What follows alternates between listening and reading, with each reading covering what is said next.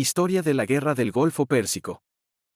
Pocas guerras han tenido un impacto tan significativo en la geopolítica mundial como la Guerra del Golfo Pérsico de 1990 a 1991. Aunque breve en términos de duración, este conflicto reconfiguró el equilibrio de poder en Oriente Medio y dejó un legado que sigue influyendo en la política global. Para entender este conflicto, es crucial explorar sus antecedentes.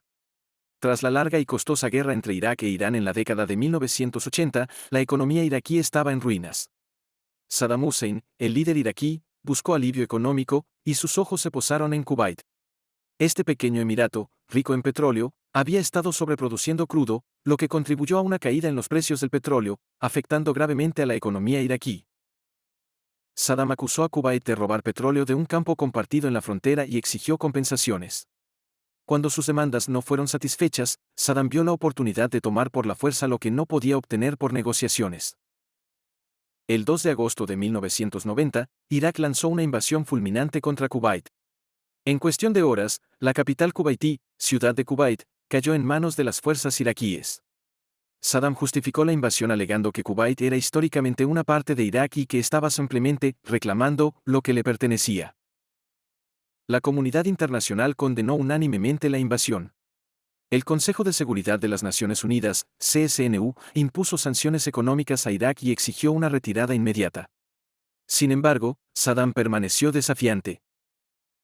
Estados Unidos, bajo la presidencia de George H.W. Bush, vio la invasión no solo como una amenaza a un aliado, sino también como una amenaza potencial al suministro mundial de petróleo. La administración Bush, temiendo que Saddam pudiera continuar su expansión hacia Arabia Saudita, decidió intervenir.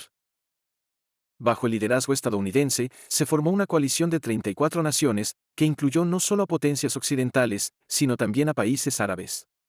Esta coalición comenzó a enviar tropas a Arabia Saudita en una operación llamada Escudo del Desierto, preparándose para una potencial confrontación con Irak. El 16 de enero de 1991, tras meses de estancamiento diplomático, la coalición lanzó una intensa campaña de bombardeos aéreos contra objetivos iraquíes. Durante semanas, las fuerzas iraquíes, sus defensas y su infraestructura fueron sometidas a un constante bombardeo. El 24 de febrero, la coalición lanzó su ofensiva terrestre. Las fuerzas iraquíes, debilitadas por semanas de ataques aéreos y sufrimiento bajo el peso de las sanciones, fueron rápidamente superadas. En apenas 100 horas, las fuerzas de la coalición habían liberado Kuwait y llegado a las puertas de Irak. A pesar de su avance rápido y su superioridad militar, la coalición optó por no avanzar hacia Bagdad y derrocar a Saddam. Hubo múltiples razones para esta decisión. Primero, el mandato de la ONU era liberar Kuwait, no cambiar el régimen en Irak. Segundo, había preocupaciones sobre la estabilidad de la región si Saddam era derrocado. Finalmente, no había consenso dentro de la coalición sobre qué debía suceder después. El 28 de febrero de 1991, se declaró un alto al fuego. Irak aceptó los términos de la ONU, que incluían el reconocimiento de la soberanía de Kuwait y el desarme de ciertas armas. Aunque Kuwait fue liberado y la coalición celebró su victoria, el legado de la guerra fue complejo. Saddam Hussein permaneció en el poder, aunque debilitado, y continuó siendo un dolor de cabeza para la comunidad internacional durante más de una década.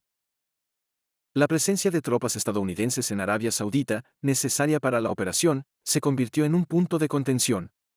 Osama Bin Laden citó esta presencia como una de las justificaciones para sus ataques contra los Estados Unidos, incluido el ataque del 11 de septiembre de 2001. La guerra también sentó las bases para futuras intervenciones en la región, incluida la controvertida invasión de Irak en 2003. La desestabilización de Irak en décadas posteriores y el surgimiento de grupos como ISIS pueden rastrearse, en parte, a las decisiones tomadas durante y después de la Guerra del Golfo. La Guerra del Golfo Pérsico fue más que una confrontación militar en el desierto, fue un punto de inflexión en la historia postguerra fría. Destacó el papel de Estados Unidos como el principal garante del orden mundial postguerra fría y subrayó la complejidad de la política de Oriente Medio. Aunque la guerra en sí fue breve, sus reverberaciones aún se sienten en la política y la seguridad mundial.